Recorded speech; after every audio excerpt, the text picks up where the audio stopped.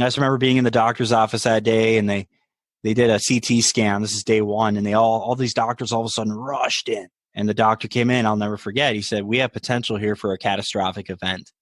And ever since that quote, nothing in my life has been the same. My child has been fighting for his life ever since. And not one time have I even come close to considering drinking. I know other people are walking through impossible circumstances right now, living in fear, thinking they're alone, and you're not. I know that. I am not alone. I know you're not alone, whatever the listener may be going through. I have purpose in my heart in the worst time of my life.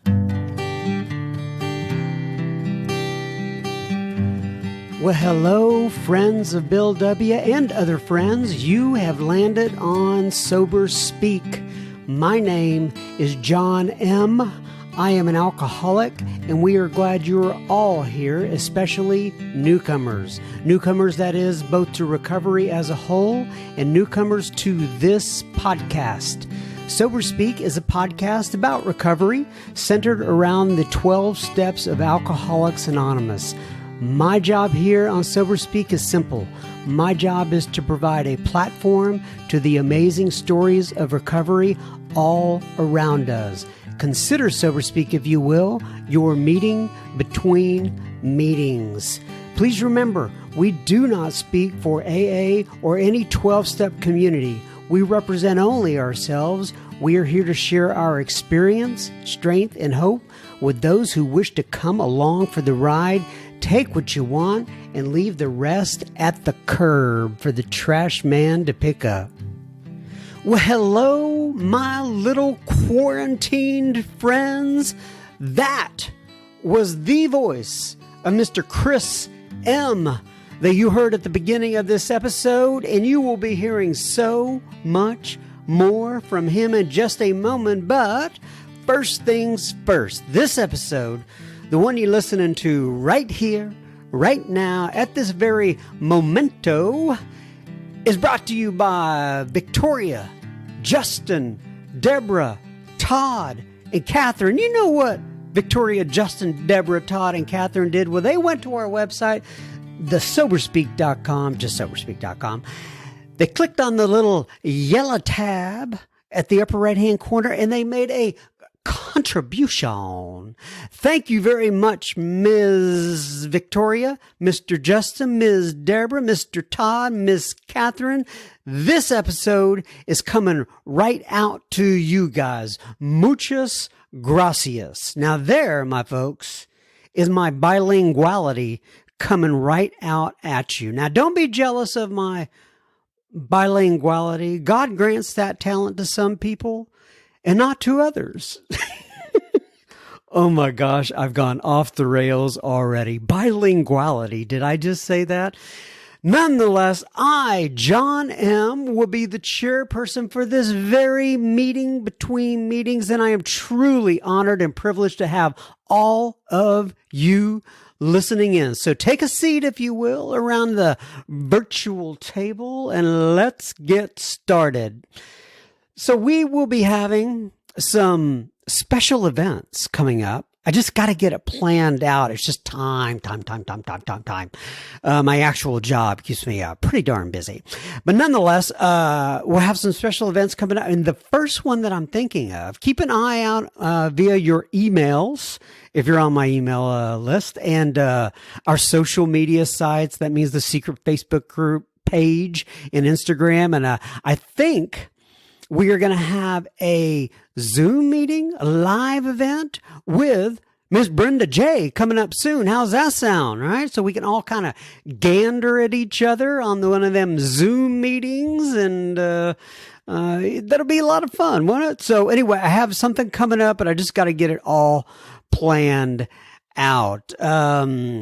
What else do we have going on? As a reminder, not a minder, but a reminder. What would that be? Nonetheless, a reminder, you can find us on Apple Podcasts, which is formerly known as FKA, iTunes, Google Podcasts, Spotify, Stitcher, Podbean, TuneIn, or wherever you listen to your favorite podcast. And if you can't remember all of that, just go to our website, soberspeak.com, and there's links to all of the aforementioned website, all of the aforementioned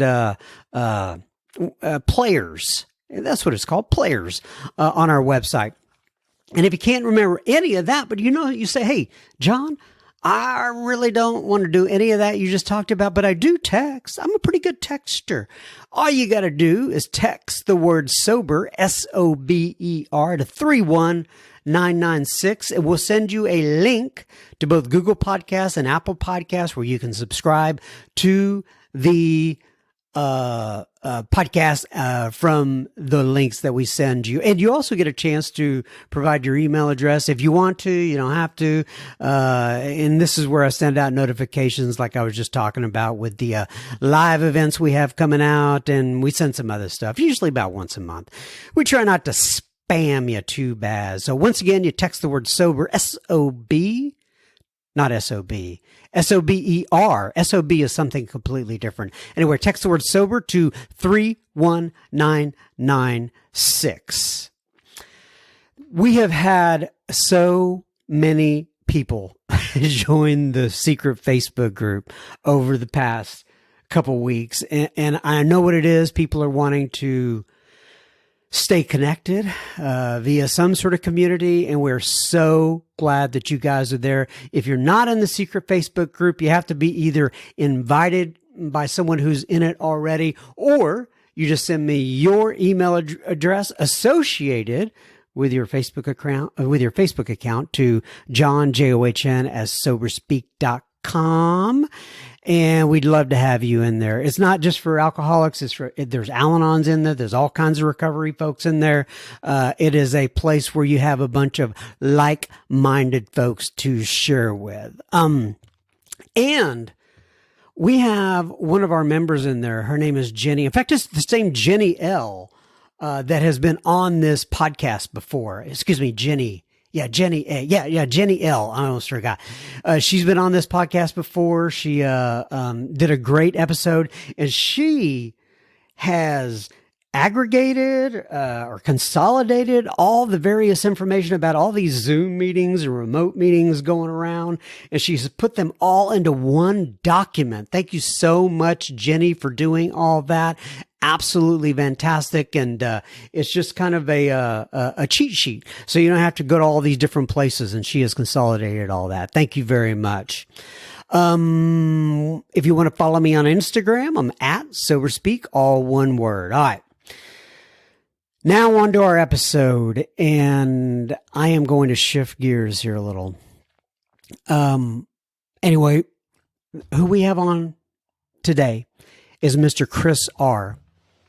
And we're calling this episode Pray for Brice. Now, it'll be apparent once we get into the episode why we're calling it Pray for Brice. But Chris is a former radio broadcaster from the Minneapolis, Minnesota area. We address the progression of alcoholism in his life. We also address the death of his father and how that eventually launched Chris into a very dark period of his life. Now, you will hear me and Chris talking about on the beginning of this episode how we came in contact with each other, Chris and I. And to make a long story really short, you will hear about the struggles Chris and his family have experienced over the past several months.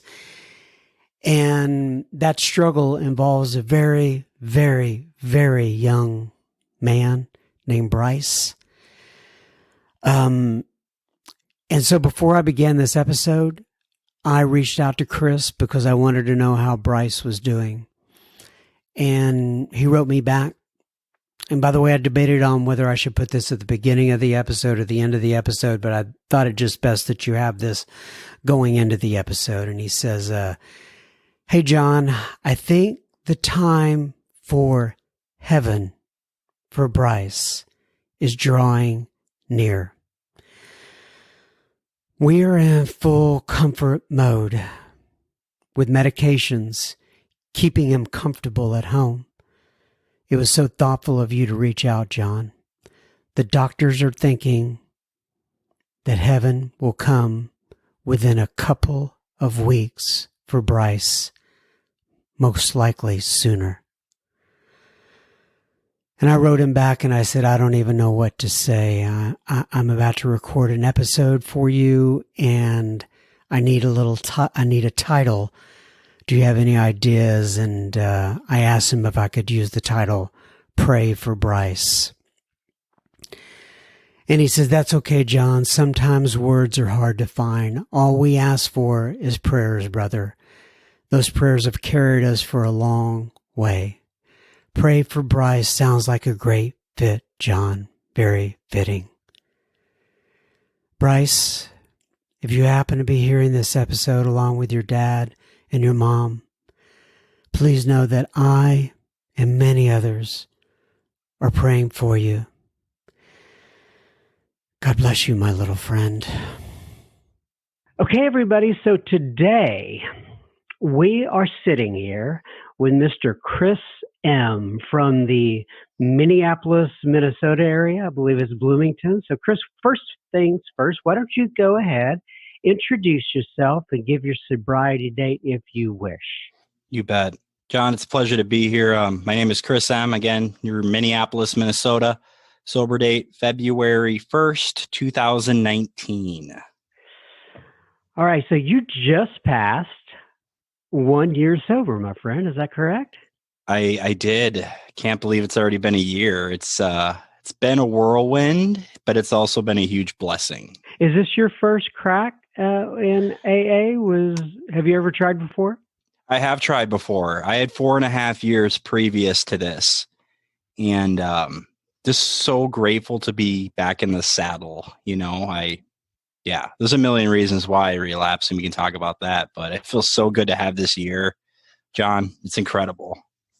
Okay, so let me go ahead and give a little bit of backdrop for this, Chris, and how we ended up communicating with each other and why you're on the podcast today. I mean, first and foremost, I guess, is that you're a member of Alcoholics Anonymous and you have a journey in recovery. But I do want to give a little backdrop to that as well, and that is Chris sent me a message last week. And Chris doesn't know anything that I'm about to share with all of you. It was either a Friday or a Saturday night. I was getting ready for a big trip out of town for business. I had a lot of other things going on. I was trying to get a podcast produced and get it out, and it was just a very busy weekend. Chris sent me an email, and in the email, he sent me a video of a news clip that was pertaining to his son named Brice. And he also sent me a message to go along with it. And maybe we'll get into that more on the second half of this. But after I read the message and after I watched the video, I went into our bedroom and my wife was there and she saw me bawling uncontrollably.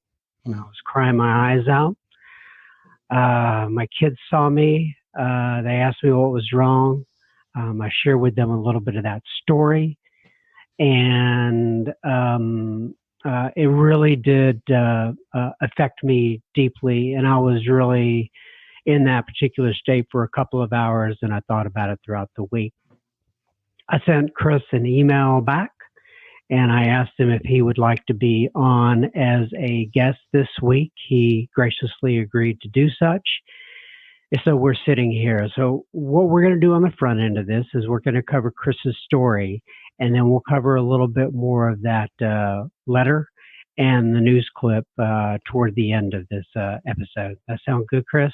That sounds perfect, John. Okay, so you're in Minnesota. Did you grow up in Minnesota, Chris? I did, yeah. I grew up in a town in Minnesota called Anoka. It's actually the self-proclaimed Halloween capital of the world. How do you become a Halloween capital? Does that mean how you dress up your houses and stuff like that? Yeah, I always say it's self-proclaimed.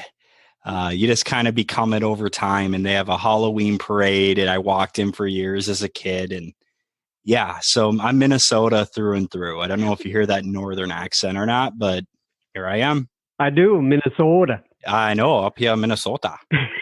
And so, what did you dress up as when you were in the parade? You know, John, my bread and butter was the Power Rangers. The Red Ranger, for some reason, was my favorite. And that was your bread and butter. It was my bread and butter. It was my comfort zone. So I kept doing that pretty much year in, year out. And yeah, some good memories in Anoka. Good. All right. So let's talk about, I guess, what were your high school years like? What was your family like? What was it, when did things start to go awry for you? I'm assuming there's generally some point that happens for us in the program. You bet, John. Yeah. So honestly, high school, I partied, I thought was like a relatively normal high school kid.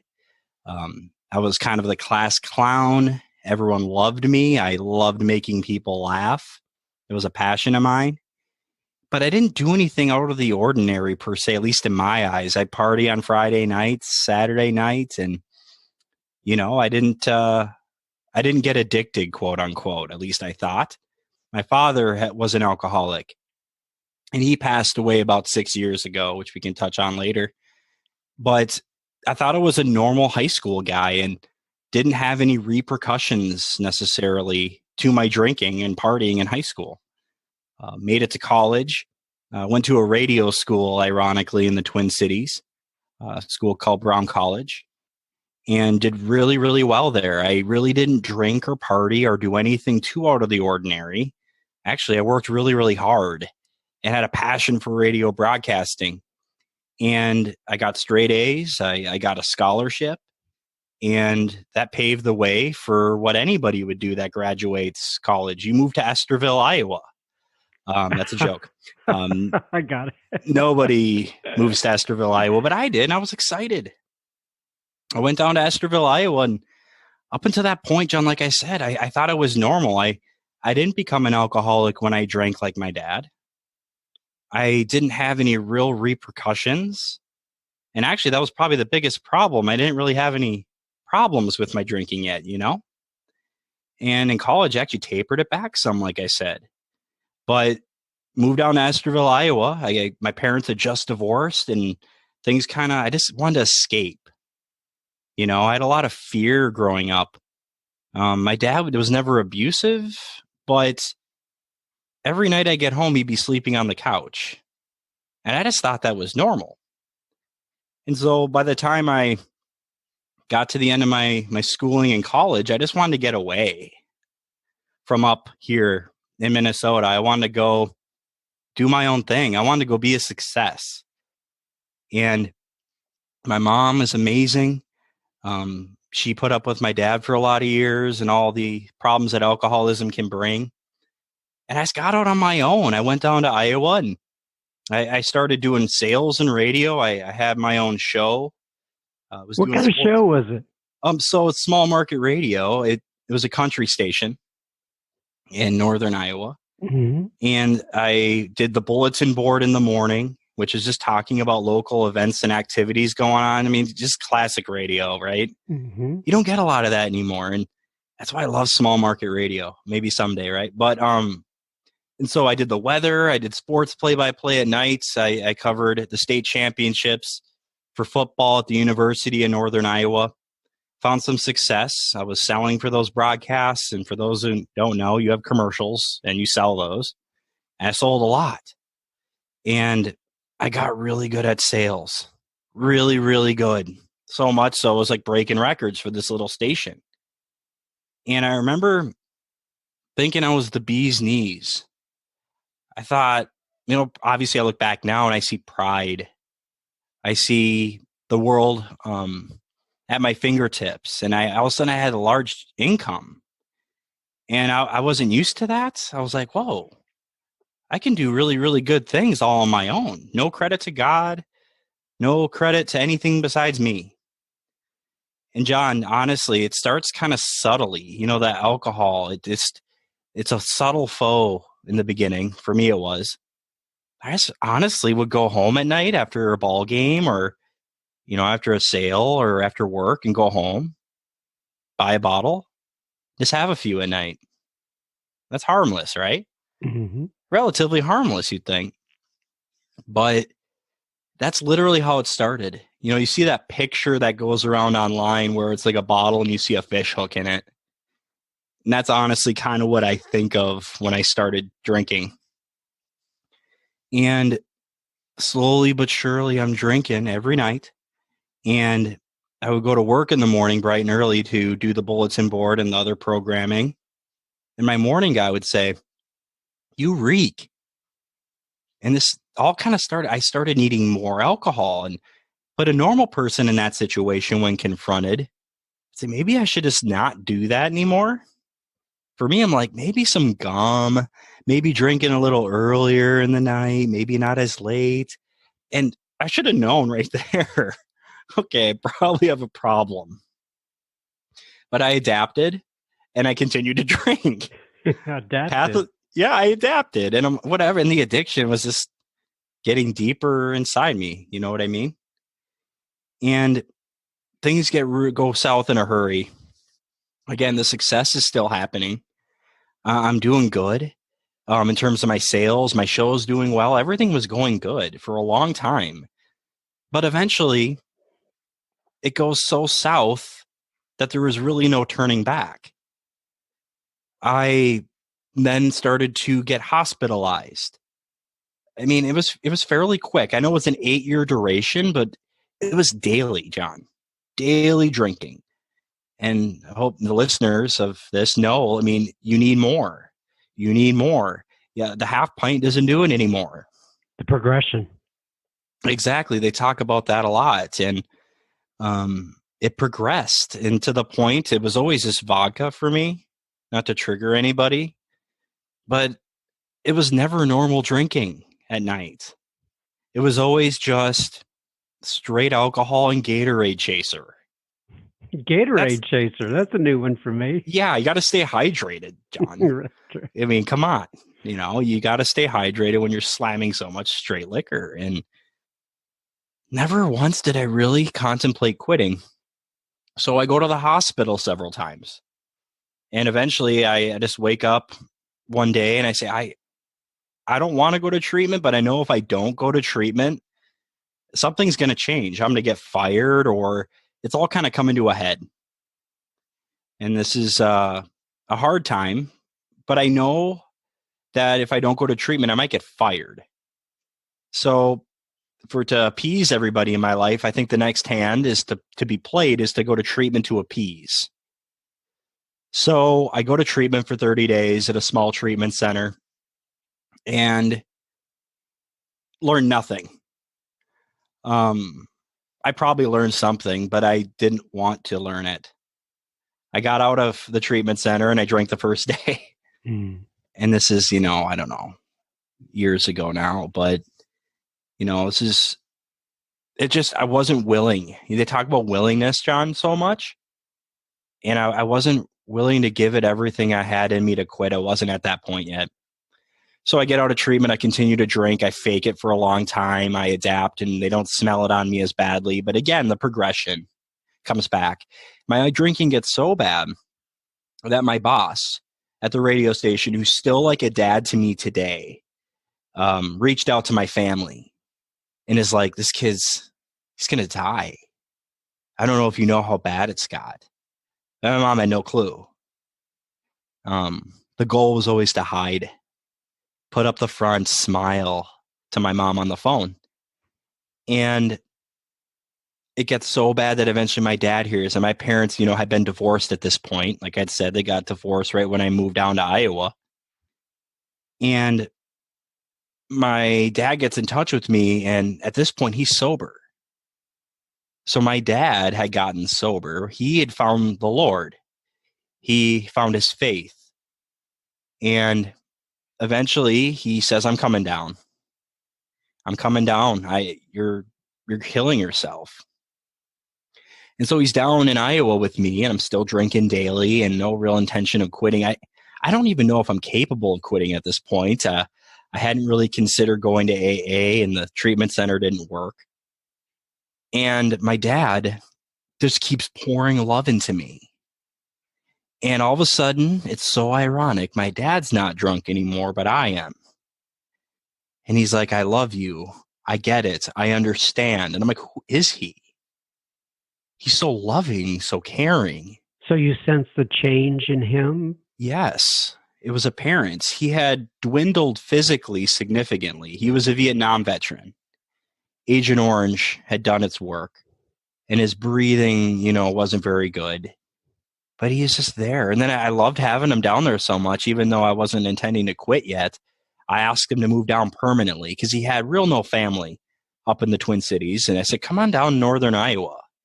It's just like the Bahamas without the water and the beaches. And was it uncomfortable though? Because he's down there to sober you up, but you're still doing daily drinking. Yeah, it was definitely uncomfortable. It's like you led right into this perfectly. We didn't talk about this before the show. You led perfectly into this, John. So he's living with me. And eventually I'm like, I can't drink as much as I want to. This breaks my heart. But I asked him to move out to an apartment down there. And I see it now, and I really haven't spoke to people. I've shared my story in my first round of sobriety a couple of years ago. But that breaks my heart to say that. So he did move to an apartment down there, and he still maintained a loving dad-like relationship in my life despite my struggles. But he moved out to an apartment. My drinking continues. And in total, while I was down there, I went to about eight hospital visits, both before treatment, following that treatment. My dad really couldn't do much of anything. There was a customer I had as an advertiser. It was a church. And I found them in the newspaper, the local newspaper. I reached out to the church and met with them, of course, wanting them to advertise. If they're paying the newspaper, they'll pay us, I thought. And I met with them, and this pastor at this church is still a friend of mine today. And they signed up to do a year long of advertising. So again, my dad's living down there in a separate apartment. This church is signing up to advertise with me. And I started attending church there because you want to keep your clients happy. And so I go there on Sunday. It's so alcoholic of me. Right. Oh, buddy. And this church, though, they welcomed me in. They could smell alcohol on me on Sunday mornings, and they loved me. They loved me. And I didn't know why. I felt so gross and disgusting. And I wanted to trust Jesus or the Lord, my higher power at that point, but I wasn't really willing to do anything about it. And so this church and this pastor is now one of my best friends. He's now in the Twin Cities, by the way. And at the time, he was just pouring into me. And I'm just doing my thing. I'm barely surviving. And one night after a tournament basketball game, it was against a school called Okoboji, I remember. And I got done with the tournament basketball game, and I went to go to my dad's apartment. I slammed a couple of shooters in the elevator on the way to his room. This is pretty tragic, but I got to his room, and he was on the floor. And my dad had a heart attack. And I checked on him, and he kept saying, I just want to stay on the floor. I just want to stay on the floor. Leave me here. I'm fine. I'm like, I can't, Dad, I can't. And then eventually he stops responding. I pick him up and I put him on the bed because he had fallen on the floor. And eventually he's not responding to me like I'd said, and his eyes roll in the back of his head. I'm like, okay, that's it. I gotta call 911. So I call 911, and my father passes away that night. And this is, I don't think about it a lot now. I haven't shared it in a while. I haven't really shared since being sober this last year much. That was several years ago now, like 7 years. And it was just so debilitatingly crushing. I got wasted that night. Dad died. And I just went off to the races. My boss wouldn't fire me. He loved me too much. He wouldn't fire me, John. I still don't get it. So my dad's gone. And like I said, I do what I do. I drink, and I don't care anymore. I don't care about the effects or the problems. And then I can't believe this next checkpoint. I start going to psych wards. John, I went to 2 psych wards down there. And I just remember how terrifying it was. They had to bring me in a cop car. The court ordered it. And like those cuffs that are on your wrists and that go down to your ankles. And I'm like, I hate my life so much. Hate it. I'm in the psych ward, and of course, some of my friends down there, farmers, ironically, in Iowa, who would have thought, they come and pick me up. And my boss tells me, well, actually, then I call my boss and I say, I'm willing to go to another treatment. And he says, it has to be this, I won't mention it, but it has to be this Christian treatment. Because my boss was a big believer in the Lord. It's a year-long program. It's in Iowa. He says, if you go to the program and come back, I'll take you back. And I'll love you just the same. I love you no matter what. Isn't that crazy? This guy became a dad to me. Excuse me. And so I went. After all that, I went to this treatment center. It was driving me insane. I didn't have a real faith at this point in a higher power. 3 months into it, I leave. I hated it so much. I was not willing. I was not ready, despite all the things I'd been through. And it's crazy, John, but I left after 3 months. I had that successful gig. I had a really cool car, a really nice place I was living, despite all this crap I'd gone through. And I said, I don't care. I can't do this for a year. These Christians are crazy, I thought. And I left. They gave me a bus ticket, the treatment center, and I had $8 in my pocket, and I proceeded to get drunk.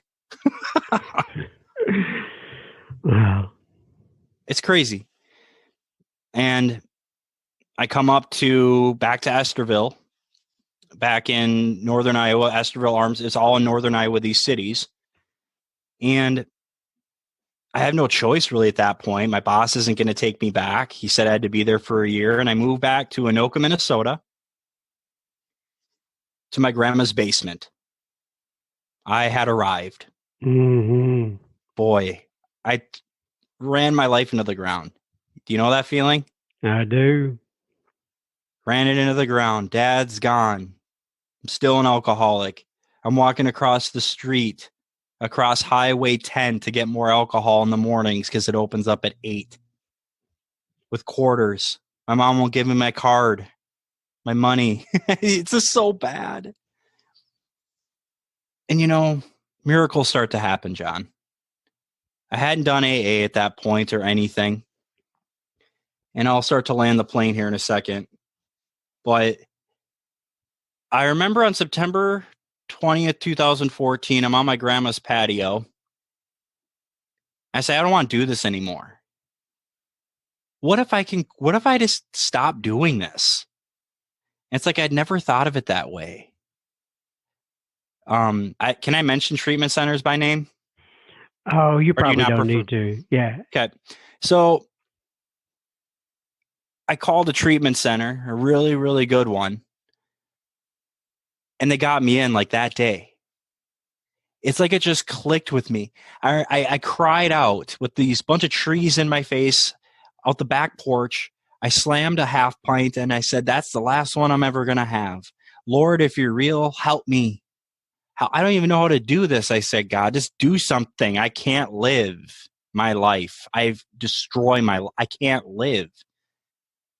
I checked in and it's like, that was one of the biggest checkpoints in my life. I went to the treatment center and I started to really learn about AA. I started to learn about my faith. I became a Christian. I accepted the Lord. That's what works for me. And these 12 steps became so cool. I remember walking around every day. I was memorizing scripture from my Bible. I was digging into every book I could. And I was so hungry. I was in there for 90 days. I learned so much from my counselor. I learned so much from my brothers in there. I still have some friends today from that time period. That was back in 2014. And I got out and I was free and I didn't feel like drinking. it's like a miracle happened, I thought, Right. So, in fact, I'd recently talked to Adam T on this on one of our other episodes, and he was talking about how we all need that what you call act of providence, and how and when and why and where that comes into play is a mystery still. All right, we'll be continuing our conversation with Mr. Chris in just a moment, but just a reminder, you were listening to Sober Speak. You can find us on the World Wide Web at www.soberspeak.com. There you can find over 120 other episodes you can listen to for free. You can also find the donate button on our website. If and only if the Spirit moves you to use it, you can do such. Please keep in mind this is a podcast funded by you, the listener. Sober Speak is a self-supporting organization through our own contributions. We are not allied with any sect, denomination, politics, organization, or institution. We do not wish to engage in any controversy, neither endorse nor oppose any causes. All right, now back to Mr. Chris. All right, so here you are. You're getting out of treatment. For the first time, you're kind of paying attention, so to speak. You're paying attention to all the spiritual connections around you. You're starting to study and get into the big book and the 12 steps. So take me from there. You bet. So I start having fun genuinely for the first time, not caring about money, going to AA meetings free. I was like living free for the first time in my life. I was disappointed I'd lost my radio thing. But I started wanting to help other people. I started attending AA meetings. I actually, at that point in my life, started a very, very small nonprofit because I was so hungry for recovery. And I started mailing materials to people wherever they were for free. I just mailed people Bibles. I had these things that were called grace kits. And I was genuinely excited about life. A year into it, I was working AA with a sponsor. I was doing everything that was told of me. And so I thought, I'm free now. AA is really changing my heart. And so I really hadn't had a girlfriend for a long time. And I thought, I think I'm well enough. Even at that time, I thought, I'm going to do this. So I went on a dating website a year into my recovery. They say to wait a year. I don't know if that's true or not. Well, yeah. They're right. They say wait, and I probably would. And you actually followed directions. I know. I'm impressed. The second time in my life, probably following directions. And my second date, I met who I'm married to today. An amazing woman named Christine. Amazing. Chris and Christine, huh? Yep. I know. Her parents actually have the same name too, but I'll try to keep this anonymous as possible, but it's really weird. So yeah, I marry her and we're on fire for our faith in Christ. And boy, things are just really good at this point. It's back like in 2017. And when we get married, this woman's just amazing. She's the best thing in the world to this day. I cannot tell you. I can't do this without her. When we get married, we decide, you know what? Instead of a honeymoon, let's go on a missions trip. Let's go spread our hope and joy with other people. And so we went to Egypt. And this woman was just incredible. Her parents led this missions trip over there. So we were like, let's go with them. And we were going into villages and I'm sober. I'm not even thinking about alcohol. Here I am with Middle Eastern folks with like AKs that are our bodyguards going into villages. I'm like, I'm scared of flying. How did I get here? This is terrifying. If I was drinking, I would be so scared. But I wasn't. And we got to meet a couple of kids we sponsor over there in the villages. And boy, we are so blessed here, John, in this country. Even amid the struggles right now, I have a bed to sleep in. I'm so grateful now. But anyway, we do that and we get back and life continues. And I something starts to happen to me though. I don't really do AA anymore because I start to get through my head that I'm healed. And there's a fine line there, right? I know I'm new in my faith. I'm a new creation, they say. And yeah, it's true. I am a new creation, but it doesn't mean that I can go back to drinking. I'm new, yes, but I still have that thorn in my side, that challenge of drinking. And I start to think to myself, well, I could buy a half pint, right? That's not going to hurt anything. I'm new. I'm a believer. I can go back and slowly but surely I'm really successful again in a different industry, and things are back. I don't want to give away my anonymity, but I ran a very large campaign of fundraising around the holidays that has something to do with a bell. And I ran a very, very successful campaign for that. And I thought, I had everything back, John. Although I was successful. I had a wife, cars that were paid for, a house. We found out my wife was pregnant. So I found out my wife was expecting back in 2017, right at the end of the year. And again, I had everything you could possibly want. Things looked great. And so I remember, though, growing like way too complacent. Like I said, I wasn't doing AA anymore. I thought I was kind of healed and alcohol wouldn't hurt me anymore. My wife got ready to go on a trip eventually with her sisters. I thought about drinking now up to this point. John, they say you relapse before you take the drink, right? I thought so many times about going to the liquor store and buying just a half pint. And my relapse came when my wife went on this trip, gone for like 10 days in Alaska. And I remember I'm all alone. No one's going to know anyway. It had built up over probably like a 5-month period of me kind of thinking about it. Mm-hmm. And I went and bought the bottle and by myself, and I slammed it. The relapse wasn't even normal. Like none of this was like a normal drinker. I wasn't healed. I bought a half pint and slammed it in a bathroom. Just curious, had you been going to AA meetings during this period? Okay. No, I stopped. I grew complacent like every department in my life. My spirituality was gone. It just slowly went away. Mm-hmm. It just kind of evaporated. When I look back on it, I wasn't really passionate. The fire I had for that missions trip and mailing people spiritual materials, speaking at churches, I was doing a lot of really cool stuff, but I slowly stopped doing all of that. It's like the passion and the fire was gone. AA was nowhere to be seen because I wasn't looking anymore. And so you know how it goes. She comes back from her trip and I continue drinking. I started doing it daily. I never thought I'd go back to daily drinking. Boy, did I ever. I started buying 2 half pints instead of 1. And I would slam those in my bathroom to hide so no one would see me. This goes on for, 5 or 6 months. I'm getting more nervous. I'm getting more paranoid. I put on a lot of weight.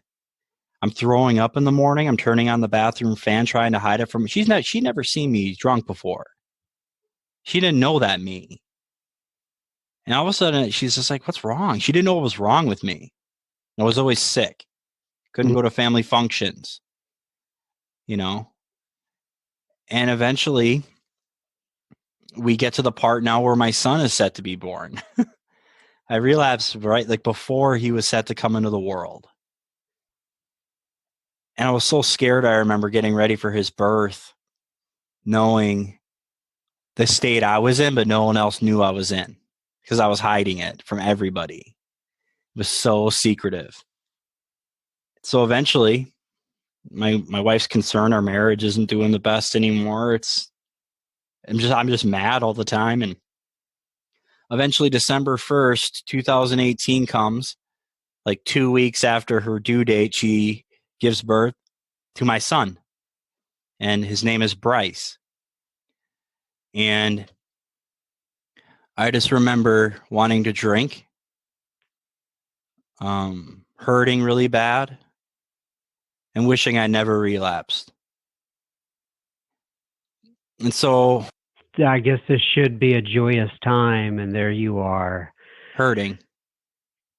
I had everything you thought you would ever want. But John, no, I continued to drink. And then eventually, for another couple months after his birth, we're holding it together as a family, but we're not. We are, but we're not. Kind of, we're struggling. She's like, what's wrong with Chris? I want the guy I married again. And eventually one night it all comes to a head. She just says to me, I smell something on you. And I'm like really mad and I'm all over the place. And then I'm like, now's as good a time as any. Honey, I've been drinking again. I'm falling apart at the seams. I cannot do this on my own. I want to be done this. It got too much, John. I couldn't carry the weight anymore. And I remember the freedom I had and even just telling her that. And I was real drunk and I said, I'm willing to do whatever it takes. I want to be a dad. I want to be a father. I want to be a husband. And I go back. About 2 days after that, my wife helps me get back into the treatment center that helped change my life about 4.5 years previous to this. And it's a lot harder now because there's a lot more on the line. This is just beyond a year ago from where we're sitting now. That was February 1st. And I go in there so scared. I'm like, how can I leave now? I have a newborn. I have a wife who's taking care of the newborn. She's just set to go back from her maternity leave. I'm like, how can I do this? But I know if I don't, I'm a real bad drinker, John.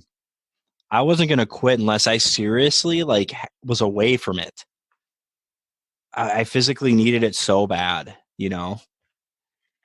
And the hardest thing and the best thing I ever did, at least one of the best things I ever did, was go back to treatment as a 12-step program, AA. It was really, really scary and really hard because the first time I went in, it was just me on the line. And now I have my wife and son on the line here. If I was to have continued drinking, I knew what I would get out of life, and it wouldn't be being a good dad, and it wouldn't be being a good husband. So this time I go in for 21 days because that's all insurance would cover. And plus I knew the routine a little bit, but I was invested from day one. I wanted it again. I'm a slow learner. I have a thick skull, and I'm very selfish. Welcome to the club. Yeah. It's a good club to be in, not really, but sort of. I love the AA community because we can laugh at stuff like that. We can laugh at our faults. It feels good to be real again. I'm only a year in here, a year and a month, whatever it is now. And I don't want to call it the pink cloud, but I feel rebirth in my heart. Being sober this year has been the greatest thing ever. I'm a dad. I'm a husband. And I've gotten through some of the most impossible circumstances so far you can possibly fathom because I'm plugged. I go to AA all the time, and I like to go. I shared the gospel with the woman at the gas station the other day. I'm doing things that I wasn't doing in my drinking. I feel like I'm living another life, a new, better life. I'm sharing hope with people. We're connected to an amazing church. It's like 8 minutes from our house, and they've carried my family through a large problem that we'll talk about here in a minute. I don't know. It's crazy. Yeah. So let's talk about that video that you sent over. You bet. That I started the episode with. It involves your son. Like you said, your son's name is Brice. So why don't you go ahead and describe the situation, what you found out, when you found out, and kind of update the listeners here. You bet. So the video I'd sent you is related to my son, Brice, who I was talking about. My son, Brice, is over a year old now. He's about 15 months old. And my son, back in September, out of nowhere, was diagnosed with ETMR brain cancer. It hit me like a ton of bricks. I was sober less than a year at that point, and it was the hardest thing. I'll try to sum this up as quick as I can. Basically, ever since September 23rd of this year, everything's changed for us of last year. It's been like the craziest 5-6 month battle you could possibly ever go through. He's had 3 major brain surgeries trying to get this tumor, 4 rounds of chemo, and somehow he's still alive. It's a miracle to a certain degree that he's still around. Each surgery, he shouldn't have made it through. There was more tumor than brain the first surgery. And all we knew going into it was he has an earache or whatever. It was hard to detect. I know it sounds crazy, but you don't want a pediatrician who says, we think this is brain cancer. Obviously, you do your due diligence. I just remember being in the doctor's office that day, and they did a CT scan. This is day 1, and all these doctors all of a sudden rushed in. And the doctor came in, I'll never forget. He said, we have potential here for a catastrophic event. And ever since that quote, nothing in my life has been the same. My child has been fighting for his life ever since. And not one time have I even come close to considering drinking, which I know is not of me. I consider that the Lord's strength, and I consider that a miracle of AA. I haven't even thought about it. That's the weird thing. I've had so many opportunities. I'm still only a year out, so I know I've had so many chances to drink here at my house by myself, to go to my house and just drink, John. But I haven't. My community has been incredible. There's an Alano club like 7 minutes from my house, which I'll be going to tonight again. I'm sharing my story for this is the first time this year, but the second time I'll be sharing it at 11 o'clock tomorrow morning. I'm not going to hide. I know other people are walking through impossible circumstances right now, living in fear, thinking they're alone, and you're not. I know that. I am not alone. I know you're not alone, whatever the listener may be going through. I have purpose in my heart in the worst time of my life. My son is touching people's lives around the world. I'm seeing miracles happen. Talk about that a little bit. What do you mean? It's like I know from that video what you're talking about, but explain that for the listeners and what you mean. With all that being said, thanks for landing the plane for me, because I can get pretty excited. But I sent you a video, and that video pertains to a bucket list that my wife and I decided to do with my son, Brice. Not at Brice's expense, but with Brice. So I'd say about a month ago, the doctors came in and told us that there is no hope.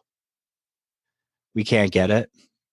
We did another scan. There's more. The tumor's grown back slightly. There's no hope. So, and by no hope, you mean that he is going to pass away? He's going to pass away. That's correct. They told us that about a month and a half ago. And it's not that I'm a robot about this, but I just don't have a whole lot of tears left. And with that being said, we decided. I looked at my wife a couple days into that and said, "I'm sick of living in fear over this. His counts are high enough.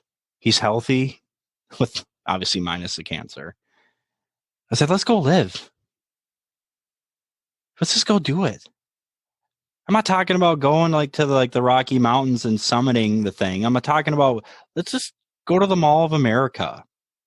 Let's go to Underwater World there. Let's go to the Children's Museum. Let's go to the Railroad Museum in St. Paul, Minnesota. Let's get them to smile. Let's go do things that normal families would do with their son at this age. And let's do them not at Brice's expense. Let's do them for like a half hour to an hour at a time. Once a day. Maybe twice a week. We're not going to jump out of an airplane with Brice on my chest and say, bucket list, woo. It's not like that. Let's just go make some memories that most people get to have with their kid, that we're simply not going to have. We've started doing these things, and all of a sudden this miracles happen. Children's Hospital has been so good to us. People in the community, the church has been incredible. AA, incredible. People have donated so much to my family. I literally don't even have words. My wife and I haven't been working the last month and a half to 2 months. When you get news like that, you have to make a choice. And we made a choice, and we're going to spend every second with Brice at any cost. I don't care if I lose it all. If I'm all in for my faith, who cares? All I need is food and water. I was really all in again. But the crazy part, he's provided for all of it. I haven't worried about money one time. Our hospital bill's got to be like $3 million. I saw a couple of them like early on, and I was like, oh my gosh. But our insurance has covered the whole thing. Brice's donations have come in online, prayers from around the world. It's been absolutely mind-blowing. Brice had a WCCO news story done on his bucket list because it was starting to gain some steam, and that's fine. I want to encourage people through impossible circumstances because I know I'm not doing this by myself. I know I can't get through this by myself. And I tried to do that in life, and it doesn't work for me. My son is a miracle, John. He's such an amazing young man. He's always smiling. I'm seeing hair growing now on his head for the first time in my life. You don't look at things the same way anymore, I could go on forever. I'm just saying I see miracles where people see pain. I cry, but a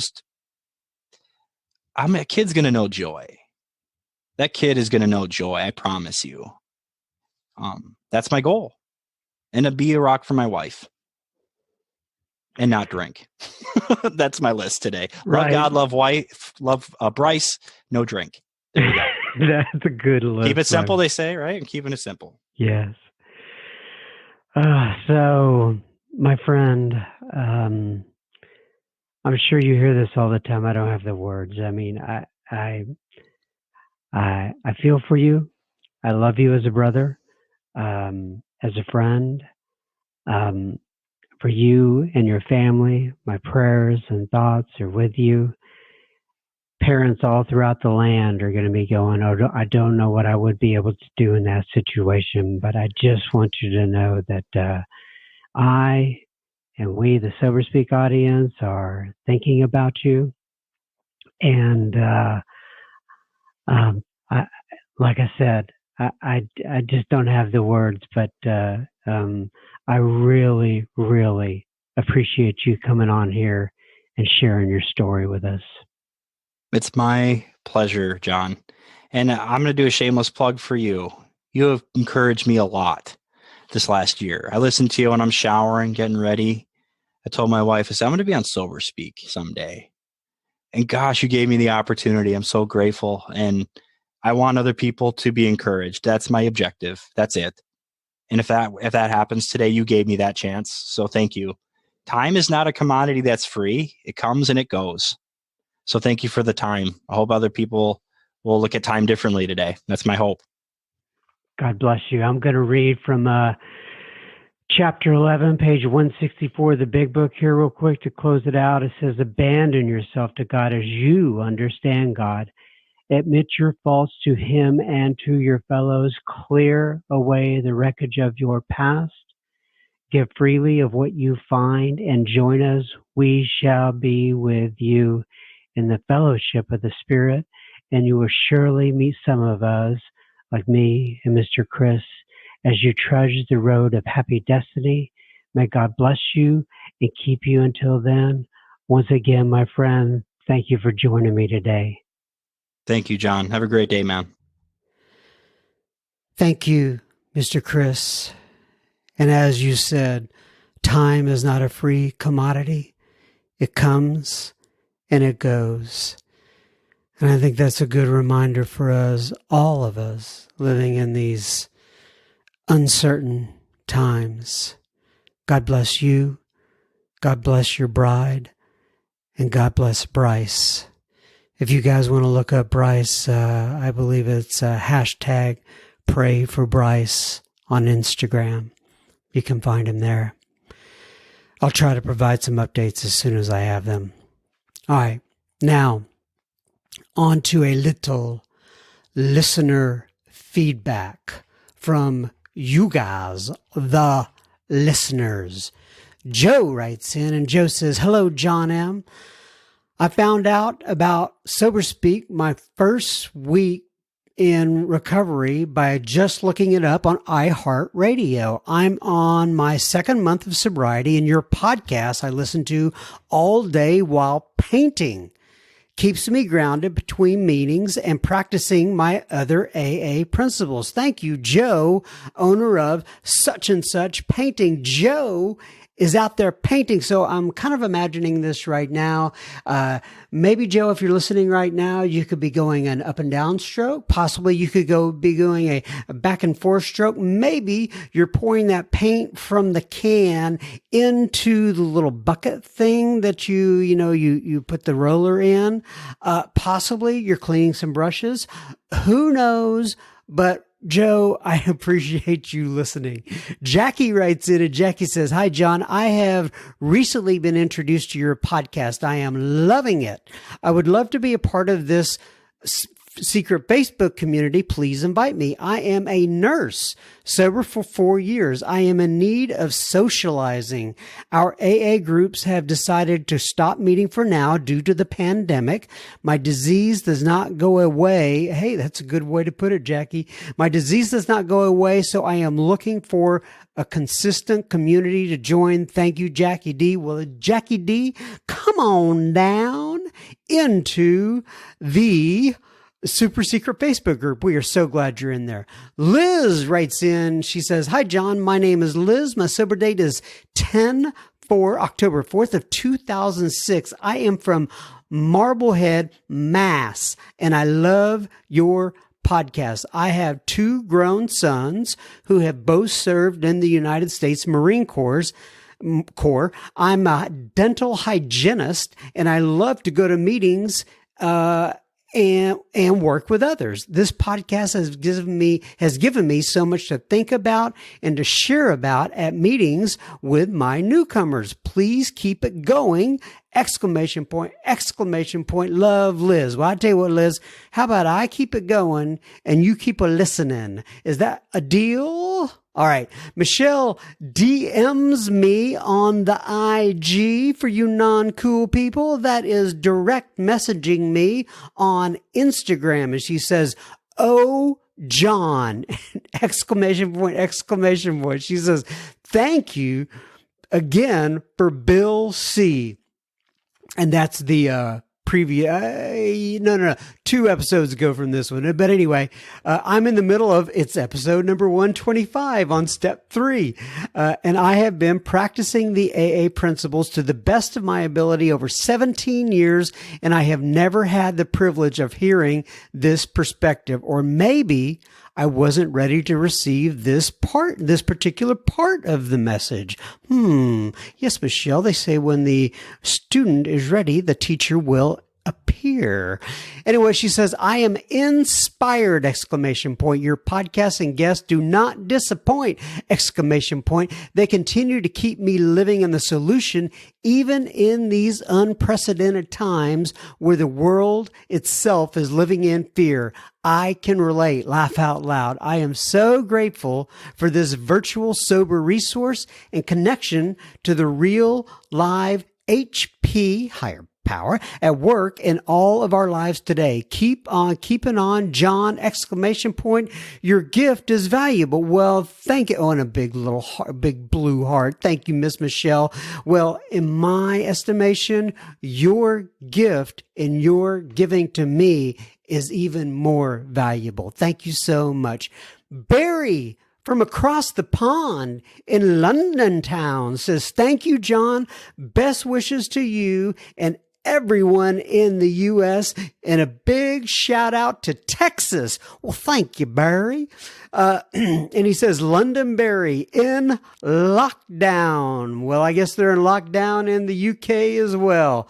Glad you're here, Barry, and thanks for reaching out again. RJ writes in, and RJ, the subject of this particular email was COVID-19 and sober speak. I never imagined I would receive an email entitled COVID-19 and sober speak. I didn't even know what COVID-19 was until just recently. Anyway, RJ says, "Hey, John, I entered the rooms for the third time on March 16th. I found a sponsor on the first day, and I had intended on completing yet another 90 and 90. But COVID-19 has other plans for me. What's a newbie to do? Question mark. Well, fortunately, he says, I am familiar with the power of podcasts and located your feed on Podcast Addict. That's a podcast player. There's some sort of irony in that. I don't know what it is, listening to Sober Speak on Podcast Addict, but nonetheless, since March 21st, I have queued up one of your speakers, plug in my earbuds, and get an hour walk on the sunny sidewalks of Palm Bay, Florida, while attending a virtual meeting. So let me say this. If you are in Palm Bay, Florida, and you see a guy walking down the sunny sidewalks of the street with some earbuds in his ears, just think now, he may be listening to Sober Speak. In fact, you could test him out saying, "Hey, RJ," and see what he says. If he says, "What the hell are you talking about?" you'll know he is not the guy listening to the Sober Speak podcast. Anyway, he says, RJ continues on. I also talk to my sponsor daily, read the AA literature, and spend time rekindling my relationship with my higher power. Thank you for taking time to produce sound AA meetings with great messages. Also, I would truly appreciate access to your super secret Facebook group, but my Facebook email is such and such. Warm wishes, RJ. Well, thank you, RJ, and I'm so glad to see you in the super secret Facebook group. Kath D writes in, and Kath says, thank you, John, for the amazing service you do. Well, thank you, Kath D. And she says, I always recommend your podcast. It has helped me through the very start of my recovery, how things have changed for me over the last year. I'm really appreciating the fellowship around me at the moment. I am especially grateful right now as I am able to be present for my children and make the best of being at home. Oh, that is great. I mean, oh man, that touches me. AA has helped me to keep things in the day. The simplest piece of advice, but it just works with everything. I hope you and your family stay safe and well. All the best, Kath. Well, Kath, right back at you. I hope you and your family are staying safe as well. Chaplain Mary Kay writes in. We're getting highbrow here. We got chaplains writing in. And Chaplain Mary Kay says, Dear John, my name is Chaplain Mary Kay, and I am an alcoholic. I found the rooms of AA nearly 3 years ago, and my life has changed. I have a sponsor. I work the steps, and I now sponsor other women.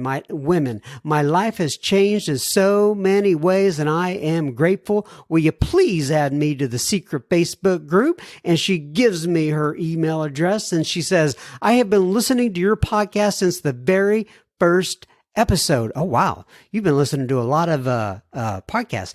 I used to have a very long commute to work, so listening was ideal for me in helping me stay sober as I couldn't make many meetings.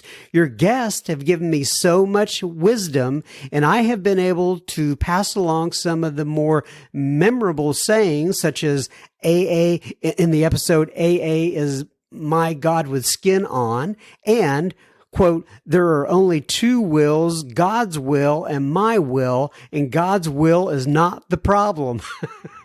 I think that's Gary K. Yeah. And then she goes on, she says, I love Gary K. Big capital letters. That's why I did it like that. She says, I love his voice. I love his AA wisdom. When you said he frequents the Facebook page, I knew I had to get in touch with this online group. I love Brenda J. and her share, but my all-time favorite is Renee E. with the episode AA is my God with skin on. Her share and my story have had many similar points, and I found the willingness to surrender more of my private struggles to God. Very nice.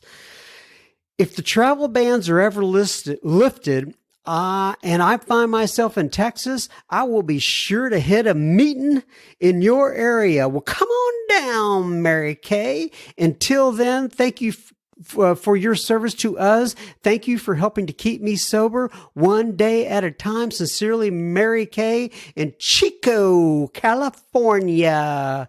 Well, I'm glad you wrote in, Mary Kay, Chaplain Mary Kay, and thanks for all the kind words. And I passed your feedback on to both Gary Kay and Brenda and to Miss Renee, and they were all very appreciative. They love to hear this stuff. So if anybody else wants to write in with feedback regarding one of the speakers, I would love to hear it. All right. Victoria writes in and she says, "Hi, John. I found your podcast last summer while looking for podcasts on AA and sobriety. My sobriety date is June 3rd of 2015, and I live in Richmond, Virginia. Anyway, she says, I really enjoy all of your speakers and they are very touching and motivating. Grounds me and, quote, snaps, unquote, my thinking back to where it should be. It reminds me I am not in control. We all need that reminder, Miss Victoria. What a gift we have. Oh, you are oh so right, Miss Victoria. Thank you for sharing your meetings between meetings. So essential now since we cannot attend them in person. Victoria M. Well, I'm glad that we can act as a filler, a buffer, some sort of meeting between the meetings. So hopefully we will all be able to get back to meetings pretty soon. I know folks are missing them. Bill P. writes in from Waukesha, Wisconsin, and I happen to know Mr. Bill P. And he writes in, he says, John, back in the early 80s, my drinking was slowly destroying me and my teaching career. Many Sunday evenings, I would try to drink enough to dull the emotional pain, but not to the point that I would become nervous and a hungover wreck teaching the sixth graders. Often, in the last year of drinking, I missed the mark. Imagine that. I know that feeling. Consequently, I was not in the best shape on Monday morning. In order to give myself some time to get over the shakes and anxiety, I would spend the first 30 minutes of the class having the kids share what did they do over the weekend, a great way to stall for time. The sixth graders would share the usual stories of times with siblings, parents, and grandparents, and perhaps some of their weekend trips. This was an effective way to slowly prepare for a shaky Monday of teaching. There was a boy named Billy that quite often shared with the class, and his dad had a birthday party over the weekend. After sharing the same story numerous times during the first semester, I asked him why his dad had so many birthday parties. Without any hesitation, he announced to the class that his father was in Alcoholics Anonymous and that his dad and his friends were celebrating 1 year, 5 years, or 10 years without drinking. I really knew little about AA at the time, and I was sure I was not a candidate for the AA program. After all, I had once quit for a year, but then started again and never drank alcohol, never drank at school. I couldn't be an alcoholic. No problems with my employer or the legal system. 1 year later, I was in the throes of alcoholism, hardly able to effectively teach or be in any social situations. My only plan then was staying in my home most of the time and eating Snickers almost nonstop as an alternative to drinking. I called young Billy's father one night when I felt I couldn't drink or not drink and had no clue as to what actions to take. Billy's father's name was Bob A., and I shared that I knew that he was in AA from his son's stories in class. A helping hand is what I needed, and Bob A. was there to take me to a meeting of AA. I still remember how scared I was to walk down those stairs into that smoky church basement. Halfway down the stairs, halfway down the stairs, I heard the laughter, and when I entered the room, I saw people that looked like me. The meeting became my home group, and many of those people in that room that were at my first meeting helped me for many years by sharing their experience, strength, and hope week after week. Many of them are still sober today. That was truly, quote, hanging with the winners, unquote. Fast forward to today, I have 30 years sober, and I have retired from teaching with a pension. Bob A. is still my sponsor. Oh, that's nice. My children and grandchildren get to see me joyous and sober. My sponsor was 45 years sober, has 45 years sober, and his sponsor has 55 years. Bob's direction, together with working all three sides of the triangle most of the time, has provided me with a joyous life and the chance to sponsor many others, some of them teachers. I've even been in meetings with my former students in AA meetings. Those times that I only rely on the fellowship and not participate in steps 10, 11, and 12 have produced those old feelings of fear, anxiety, and resentment. Occasionally, even with 30 years, half measures avail me nothing. Thank goodness I rarely forget to use all three sides of the triangle, so my life is blessed with the feeling of being comfortable in my own skin. The unity at the meetings, the service of the sponsorship, and the recovery through prayer and meditation have been the only path that has worked for me. I am grateful and blessed that a sixth grader named Billy was so honest and open, and that his father, Bob A., has always been there for me and others as a great example of how the steps and actions in AA can change our perception of the world and save many thousands, I would say millions probably, Bill. But anyway, many thousands of lives. Bill P. from Waukesha, Wisconsin. Thank you so much, Mr. Bill P., for writing in with that story. I sure do appreciate it. All right, everybody. That takes us through another week. God bless you all. Love you. Please stay healthy. Please stay safe out there. Just be sensible, just be smart about what you're doing. I'll try to do the same thing because I'm not always a real smart person when it comes to doing the next right thing, but we'll hang in there 1 week at a time, 1 day at a time, throughout this entire crisis. And, anyway, I think I'll be back next week. I always say that. I'm in this for 1 week at a time. Love you guys. Keep coming back. It works if you work it.